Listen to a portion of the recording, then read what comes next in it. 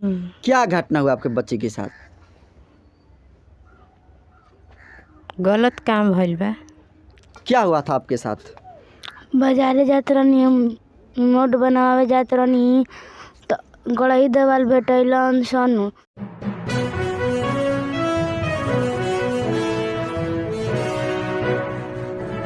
नमस्कार, मैं नरेंद्र बसंत हूं और आप द न्यूज़ पर चैनल देख रहे हैं।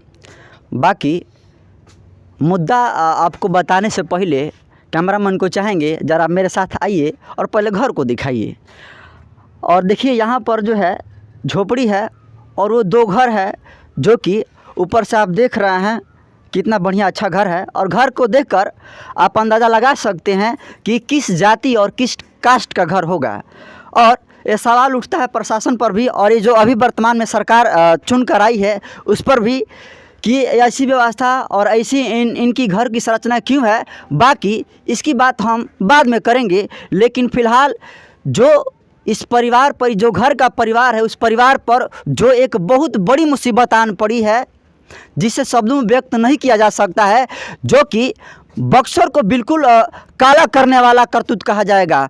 और जब हम सुनते थे न्यूज़ पहले तो कि उत्तर प्रदेश से बहुत सारी घटनाएं आती थी तो हम लोग छी बड़ा महसूस होता था कि उत्तर प्रदेश तो लगता है कि बलात्कारियों का अड्डा बना हुआ है। लेकिन लगातार जो है महीनों दिन से जो है बक्सर में हर एक दिन किसी की बलात्कार का तो किसी की मर्डर की जो है और हत्या की घटना सामने आ रही है। आखिर इसका जिम्मेदार कौन है? फिलहाल मिलते हैं पीड़िता के परिवार से और पीड़िता के और जानने की कोशिश करते हैं कि घटना कब की है और क्या क्या हुआ और कैसे हुआ है।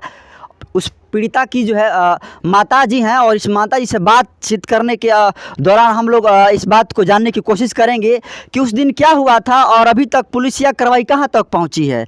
जी पहले नाम बताइए अपन। झुनिया झुनिया ना हो। झुनिया देवी। और पति का नाम है? हमारा हित का करना और पति काम करे ने चिमनी पर काम करते हैं। क्या घटना हुआ आपके बच्चे के साथ? गलत काम भइल बा। ये घटना कब की है? 10 बजे के। 10 बजे की है। और कौन लोग किया है सब घटना को अंजाम? नाम जानती हैं हम लोग का? सोनू। सोनू। कौन जाति से आता है वो? बनिया में आता है। बनिया है। तो जैसा कि आप माता जी को सुने कि सोनू नाम का कोई लड़का है जो कि बनिया जाति से बिलोंग करता है। बाकी इनका आप तो फोटोज नहीं दिखा सकते हैं कि क्योंकि जानते हैं हमारा जो समाज है ना बिल्कुल जो है काला करतूत के मामले में अगर कहा जाए तो बिल्कुल गंदा हो चुका है। और ऐसी ऐसी वीडियो जब हम लेते हैं तो बिल्कुल जो हमारा हृदय जो क्रुद्ध हो जाता है और बहुत ही हमको जो दुख होता है कि ऐसी घटनाएं को हम लोग शूट करते हैं। फिलहाल पीड़िता से बातचीत करते हैं। जी क्या नाम है आपका? सरोजा कुमारी। क्या हुआ था आपके साथ? बाजारे जात रहनी, हम बैटरी बनावे नोट बनावे जात रहनी तो गड़ही देवाल भेटैलन सन। कहत अब गड़ही दीवार आपके घर से ज़्यादा दूर है? हाँ। कहत कहाँ जात रहलो तो हम कहीं जातनी तो दुकान पर। कौन? सोनू। सोनू। तो उ कहता अब बैठा हम छोड़ देतनी मोटरसाइकिल पर। तो हम बैठ गई तो ले गलन दुर्गा मंदिर। तो हम कहनी भैया एजा काहे रोकल ले चल दुकान पर। तो कहता रुक हम चल तनी। तो एगो लड़का अलन हम मुँह मुँद के आ लेके गइलन जा। उसको नहीं पहचानती हैं? नहीं। सोनू को पहचानती हैं? हाँ सोनू का। पिताजी का नाम? अंगराई तरह। अब बात करते हैं सरकार की। घर तो देख लिए, पिताजी नहीं है, वो किसी कानूनी कार्रवाई के लिए गए हैं बक्सर। हालांकि हफ्तों दिन हो गया है और अभी तक जो है पुलिसिया कार्रवाई नहीं हुई है। माता जी और पीड़िता की आप बात सुने। और ये चूँकि एसी जात अगर नहीं समझते हो तो आसान भाषा में समझा देता हूँ, चमार जिसको बोलते हैं। और पहले ही हम जब आपको घर देखा है तब को बताए घर ये देख कर अंदाज़ा लगा सकते हैं ऐसा घर किसी चमार का ही हो सकता है। और अभी तक जितनी सारे जो है बलात्कार की और दुष्कर्म जैसे घटनाओं का जो जिक्र हो रहा है सोशल मीडिया पर तो उसमें केवल नाम आ रहा है एससी और एसटी का। क्या कारण है कि जो अनुसूचित जाति है और अनुसूचित जनजाति का ही बलात्कार और रेप हो रहा है। और ऐसी स्थिति में यहाँ तक न तो कोई लेफ्ट पहुँचा है और न ही कोई राइट। सवाल की बात करते हैं, मुद्दे की बात करते हैं, लेकिन सर ये जो जितना बड़ा मुद्दा है ना, कोई नेता अभी तक खड़ा नहीं है। लेकिन ये आज इस मुद्दे को लेकर जो भीम आर्मी के जिला अध्यक्ष हैं यहाँ पर आए हुए हैं, उनसे जानने की कोशिश करेंगे कि इनको घटना कैसे पता चली और कहाँ तक ये जो इसका सिलसिला आगे पहुँचा है। कैसे आपको जानकारी मिली घटना की? हमको जानकारी यहाँ के जो प्रखंड अध्यक्ष हैं सदानंद जी, उनके माध्यम से सूचना मिला कि यहाँ पर अपने समाज की दलित बच्ची है, वो भी नाबालिग है, उनके साथ जो है दुष्कर्म किया गया है। तो वैसे हम भी अभी चोटिल है, एक्सीडेंट हुआ है मेरा, लेकिन हम अपने कमेटी को बुलाए, मीटिंग किए, इसके बाद हम लोग आज पहुँचे हैं पीड़िता के घर, जहाँ पर हमारे जिला प्रभारी, जिला के मुख्य प्रवक्ता, प्रखंड अध्यक्ष राजपुर सब लोग आए हुए हैं। प्रखंड अध्यक्ष राजपुर से भी हमारे प्रखंड अध्यक्ष पहुँचे हुए हैं और जिला महासचिव भी जितेंद्र जी हैं।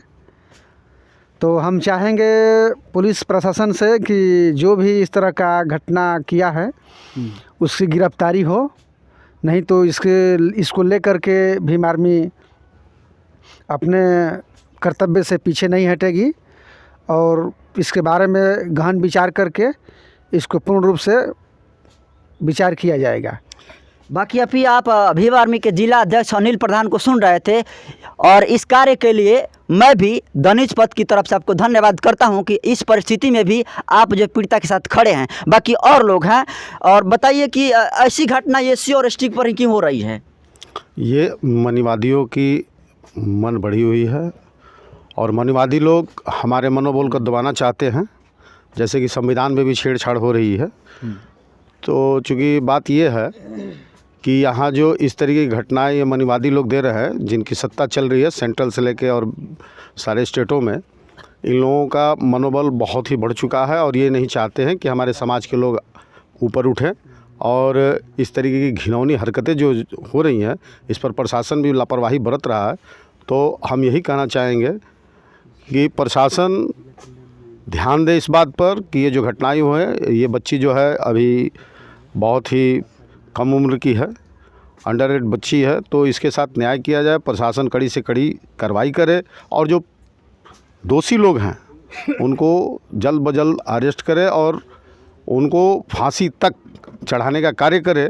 अन्यथा अगर इस पीड़िता को न्याय नहीं मिलता है तो भीम आर्मी बक्सर जिला कमेटी बहुत बड़े पैमाने पर आंदोलन करेगी और प्रशासन का और ये मनवादियों का ईंट से ईंट बजाने का जो है मादा रखती है। इसलिए हमारा अपील है सरकार से और जो है ये आपको मनवादियों से कि मनवादियों होश में आओ और जो है तुम लोग जो अपना ये रवैया अपना रहे हो SC ST OBC और माइनॉरिटी के बच्चों और लोगों के साथ, ये जो कार्य कर रहे हो इनको छोड़ दो, अच्छा रहेगा। और प्रशासन से निवेदन है कि वो जल्द ब जल्द इस पर कानूनी कार्रवाई करे।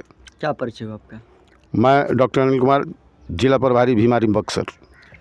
तो अभी आप अनिल जी को सुन रहे थे और कह रहे हैं कि लड़की अंडर एज है। अंडर एज तो आप समझते ही होंगे, जिनकी उम्र जो 18 वर्ष से कम हो। आप अंदाज़ा लगा सकते हैं कि साइंस भी जो है यहाँ पर आकर फेल होता है, क्योंकि साइंस भी कहता है कि अगर 18+ होता है तब जाकर लैंगिकता की बात होती है तो अच्छी लगती है। लेकिन इस अवस्था में भी इस लड़की के साथ दुष्कर्म किया गया है। ये कितनी घोर और निंदनीय घटना है, ये इससे ऐसी बड़ी और कोई घोर निंदनीय घटना हो ही नहीं सकती है। सवाल है कि कब तक ऐसे SC और ST पर बलात्कार और दुष्कर्म ऐसे होते रहेंगे? सर देखिए, सबसे बड़ी बात है कि आज इस घटना का लगभग 1 सप्ताह होने को है और प्रशासन के तरफ से उदासीनता ही देखी जा रही है। अभी तक जो भी वादी इसमें है उन लोगों की गिरफ्तारी नहीं हुई है। इस बात का भीम आर्मी बड़ी ही प्रचंड रूप से मतलब कि विरोध दर्ज कर रही है आपके कैमरा के सामने, क्योंकि अभी ना किसी प्रकार का कोई गिरफ्तारी हुआ है ना किसी तरह की हुई है।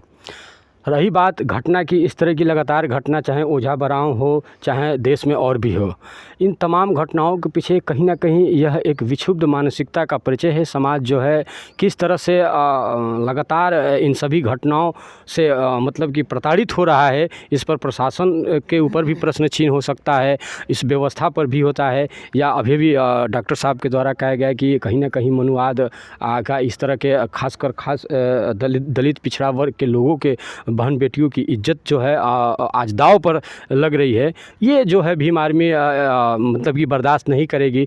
कई घटनाएं देश स्तर पर भी हम लोगों ने देखा, और आज यही लड़की अगर किसी अच्छे घराने की होती तो आज गिरफ्तारियां नहीं, बल्कि इस पर कितना हो हल्ला होता। दुर्भाग्य है इस पीड़ित परिवार के लिए, दुर्भाग्य है इस लड़की के लिए कि किसी तरह का कोई संगठन, कोई नेता, कोई इस तरह का कोई बड़ा कार्यक्रम या इस तरह का नहीं हो पाया है। हम लोगों ने देखा है कि देश के अंदर किस तरह से चाहे ये घटनाएं, जो यूपी की घटना को हम आपके सामने रखना चाहेंगे कि कितने बड़े पैमाने पर इन सब चीज़ों को, हाथरस का घटना जो है, कितने बड़े पैमाने पर इस सब चीज़ को देखा गया। तो कहीं ना कहीं स्थानीय तौर पे जो लोग भी नेता अपने लाभ के लिए आते हैं जाते हैं, लेकिन इस तरह की घटनाओं पर विशेष सरोकार अब कहाँ तक हो पा रहा है, यही चीज़ देखना है।